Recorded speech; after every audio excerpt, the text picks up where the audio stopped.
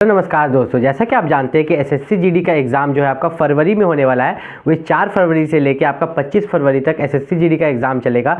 Total जो आपका SSC GD का एग्ज़ाम चलेगा वो 17 दिन का एग्ज़ाम चलने वाला है। ठीक है, 4 फरवरी से लेके 25 फरवरी तक। तो ये एसएससी जीडी के एग्ज़ाम डेट्स तो आ गए हैं कि फरवरी 2025 में आपका एसएससी जीडी का एग्ज़ाम होने वाला है। लेकिन एसएससी जीडी का आप एग्ज़ाम की तैयारी कैसे करें, इस वीडियो में हम आपको बताने वाले हैं। जैसा कि आप जानते हैं कि एसएससी जीडी में जो सेक्शंस है आपके मैथ, रीजनिंग, जीके और इंग्लिश और हिंदी का ऑप्शन दिया जाता है कि या तो आप इंग्लिश के 20 क्वेश्चन बना ले या हिंदी के 20 क्वेश्चन बना ले। हर एक क्वेश्चन के लिए आपको 2 मार्क्स मिलता है। टोटल आपका यहाँ पर 80 क्वेश्चन रहता है 160 मार्क्स का। अगर आप एसएससी जीडी की तैयारी कर रहे हैं और 2025 में फरवरी में एसएससी जीडी का एग्ज़ाम देने वाले हैं तो ये वीडियो आपके लिए, क्योंकि इस वीडियो में हम आपको बताएंगे एसएससी जीडी के लिए बेस्ट बुक, एसएससी जीडी का नॉर्मलाइजेशन प्रोसेस, एसएससी जीडी का एग्ज़ाम कंप्यूटर पर कैसे होता है। ठीक है, तो हर एक डिटेल, पिछले साल का क्या कटअप गया था, क्या सेफ स्कोर होने वाला है, कितना मार्क्स आप लाइएगा तो एसएससी जीडी में आपका सिलेक्शन हो जाएगा, हर कुछ इसी वीडियो में आपको डिटेल में मिलने वाला है। तो चैनल को सब्सक्राइब कर लीजिए आगे बढ़ने से पहले। और शुरू करते हैं वीडियो एसएससी जीडी की स्ट्रैटेजी के बारे में, क्योंकि आपके पास है यहाँ पर मात्र 1 महीना का समय। उस 1 महीने में आपको एसएससी जीडी की तैयारी करनी है। तो सबसे पहले बात करते हैं एसएससी जीडी के बेस्ट बुक्स के बारे में कि आपको बुक कहाँ से पढ़नी चाहिए। पहले ही मैं बता दूं कि अगर आप एसएससी जीडी की तैयारी कर रहे हो और पहले से आपके पास एसएससी जीडी का कोई भी बुक है तो मेरा बताया हुआ बुक ना खरीदे, उसी बुक को दोबारा पढ़े। कोई भी बुक खराब नहीं होता। ठीक है, यहाँ पर जो बुक आपके पास पहले से है उसी को और रिवाइज करो, या जो क्लास आपने लिया उसी को और पढ़ो और रिवाइज करो। लेकिन अगर अभी तक आपने कोई बुक परचेस नहीं किया है तो अब आप एक बुक खरीद सकते हो, जो कि मैं आपको बताने वाला हूँ एसएससी जीडी के लिए। मैथ्स और रीजनिंग के लिए अगर बुक बताएं तो एक किरण पब्लिकेशन या अरिहंत पब्लिकेशन का बुक आता है मैथ्स और रीजनिंग के लिए, जो कि मैं वीडियो के डिस्क्रिप्शन में डाल दूंगा। आप लिंक पर क्लिक करोगे तो फ्लिपकार्ट, अमेजॉन, मिंत्रा जैसे वेबसाइट पर पहुंचोगे और वहां से आसानी से परचेस कर पाओगे। ठीक है, वहीं पर बात करें जनरल अवेयरनेस के बारे में, तो आपका जो एसएससी जीडी में जनरल अवेयरनेस पूछा जाता है उसमें 3 सेक्शन होता है, जीके, जीएस और करंट अफेयर। तो इस जीके, जीएस और करंट अफेयर तीनों के लिए अलग अलग बुक आते हैं, लेकिन बहुत सस्ता होता है, 100 रुपये में आता है। ठीक है, पूरा 1 साल का करंट अफेयर दिया रहता है, उसका नाम है स्पीडी पब्लिकेशन। ठीक है, ये जो स्पीडी पब्लिकेशन का बुक है इसमें पूरा करंट अफेयर रहता है। ठीक है, और ये आपका जो है 100-120 रुपये के आसपास आता है, बहुत सस्ता मिलता है। या एक कॉम्बिनेशन आता है तीनों का। ठीक है, आपका करंट अफेयर में, ठीक है, करंट अफेयर हो गया, जीके हो गया और जनरल साइंस हो गया, तीनों का एक कॉम्बिनेशन आता है। वही बुक भी मैं डिस्क्रिप्शन में डाल दूंगा, आप डिस्क्रिप्शन में लिंक में जाके वहाँ पर आराम से परचेस कर सकते हैं। उसके बाद यहाँ पर हम बात करें तो इंग्लिश या हिंदी, इंग्लिश और हिंदी के लिए आपको कोई बुक परचेस नहीं करना है। उसके लिए आप प्रीवियस ईयर क्वेश्चन पेपर से भी आप इंग्लिश और हिंदी को बहुत अच्छे से अटेम्प्ट कर सकते हैं।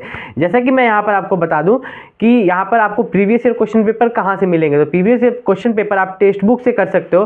टेक्स्ट बुक में अगर आप मेरा कूपन कोड डालते हो VASH तो आपको जो भी प्राइस दिखा रहा होगा उससे 12% का डिस्काउंट मिल जाएगा। ठीक है, और यहाँ पर बात करें आपको यहाँ पे एग्जाम पैटर्न के बारे में कि एग्जाम होता कैसे है। तो जब आप एसएससी जीडी का एग्जाम देने जाते हो तो वहाँ पर कंप्यूटर पर देते हो, तो सेम इंटरफेस देखने के लिए आप घर पर भी एसएससी जीडी का मॉक टेस्ट लगा सकते हो। ठीक है, उस मॉक टेस्ट लगाने के लिए आपको टेक्स्ट बुक पर लॉगिन कर लेना है।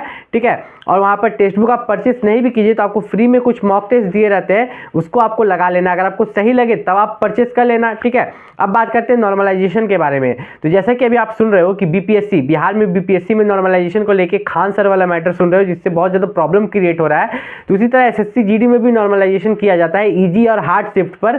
ठीक है, और बच्चे कितने मिस्टेक्स करते हैं, ये दोनों चीज़ को मिला के नॉर्मलाइजेशन आपका होता है एक फॉर्मूला के द्वारा। लेकिन अगर सिंपल भाषा में समझे तो इजी और हार्ड शिफ्ट, दिन भर में जो आपके शिफ्ट होते हैं ना, 4 शिफ्ट में एसएससी जीडी का एग्जाम होता है, तो उसी के बेसिस पर आपका नॉर्मलाइजेशन है। जिसका हार्ड शिफ्ट होता है उसका नंबर ज़्यादा इंक्रीज किया जाता है, जिसका इजी शिफ्ट होता है उसका नंबर कम इंक्रीज किया जाता है। और एक चीज़, जो ज़्यादा मिस्टेक्स करता है उसका नंबर कम इंक्रीज होता है, और जो बहुत जितना सटीक, अगर वे 80 क्वेश्चन अटेम्प्ट कर रहा है, 80 में अगर वे 50 क्वेश्चन सही अटेम्प्ट कर रहा है, ठीक है, तो उस हिसाब से उसका ज़्यादा नंबर बढ़ा दिया जाता है। तो ध्यान से समझो, आपको एसएससी जीडी एग्जाम में जितना क्वेश्चन आता है, 80 में 50 आता है, 50 ही अटेम्प्ट करो, 40 आता है, 40 ही अटेम्प्ट करो, आपका नॉर्मलाइजेशन में ही 15-20 मार्क्स बढ़ जाएगा। इस चीज़ का खास ख्याल आपको यहाँ पर रखना है। लेकिन यहाँ पर आप देखिएगा कि नॉर्मलाइजेशन में कभी कभी एसएससी एक सेंट्रल लेवल जॉब है, तो उसमें कभी भी नॉर्मलाइजेशन में धांधली नहीं की जाएगी, वो आपका एकदम सटीक रहेगा। यहाँ पे एसएससी जीडी में मैंने नॉर्मलाइजेशन तो आपको क्लियर कर दिया। अब यहाँ आपको कर देते हैं डॉक्यूमेंट वेरिफिकेशन को लेके, क्योंकि डॉक्यूमेंट वेरिफिकेशन आपका आपका शुरुआत अंत से जुड़ा रहता है। ध्यान समझो, जब फॉर्म भरते हो और अंत जब डीवी होता है वो दोनों जुड़ा हुआ रहता है। एसएससी में खास करके बोला गया एसएससी जीडी में कि फॉर्म भरते समय आपके पास अगर आप ओबीसी, एससी, एसटी या ईडब्ल्यूएस कैंडिडेट है तो आपके पास कास्ट सर्टिफिकेट होना चाहिए। अगर आपके पास कास्ट सर्टिफिकेट नहीं था सेंट्रल लेवल का, ठीक है, जाति प्रमाण पत्र दो तरह का होता है, एक राज्य सरकार का होता है, एक सेंट्रल लेवल का होता है, ठीक है। तो आपके पास स्टेट लेवल का नहीं सेंट्रल लेवल का चाहिए था। अगर आपके पास सेंट्रल लेवल का बना हुआ नहीं था, क्योंकि देखिए एसएससी जीडी में आपको डॉक्यूमेंट्स अपलोड करने के लिए नहीं बोलते, ध्यान से समझिएगा। जब आप एसएससी जीडी का फॉर्म भरे होंगे तो आपको अपना कास्ट सर्टिफिकेट अपलोड नहीं करना पड़ा होगा, सिर्फ मेंशन करना पड़ा होगा कि आप किस कास्ट से बिलोंग करते हैं, ओबीसी, एससी, एसटी या ईडब्ल्यूएस, ठीक है। तो जब आपने मेंशन कर दिया तो उस डेट को आपके पास फॉर्म अप्लाई, एसएससी जीडी का फॉर्म अप्लाई का जो लास्ट डेट था उससे पहले आपके पास बस कास्ट सर्टिफिकेट होना चाहिए था सेंट्रल लेवल का। अगर था तो बहुत अच्छी बात है, अगर नहीं था तो आपको डॉक्यूमेंट वेरिफिकेशन में रिजेक्ट किया जा सकता है, ठीक है। तो एसएससी जीडी में यहाँ पर जो वैकेंसी थी वो थी 39,481, तो अप्रॉक्स जो मैं ले लेता हूँ 40,000। जैसा कि मैंने वैकेंसी निकलने से पहले ही बताया था कि 40,000 के आसपास वैकेंसी आएगी, 40,000 आई। फॉर्म अप्लाई जो हुआ है 52 लाख के आसपास, 52,69,500, ठीक है, फॉर्म अप्लाई हुआ है। तो वैकेंसी 40,000 थी, फॉर्म अप्लाई हुआ 52 लाख। तो क्या बच्चे एग्जाम देने भी 52 लाख ही आएंगे? नहीं, बच्चे जो एग्जाम देने रियलिटी में पहुंचेंगे वे 30 लाख 35 लाख के आसपास ही बच्चे एग्जाम देने के लिए पहुंचेंगे। उसमें भी आपका 10 से 20% बच्चों का तैयारी ढंग से नहीं रहता है।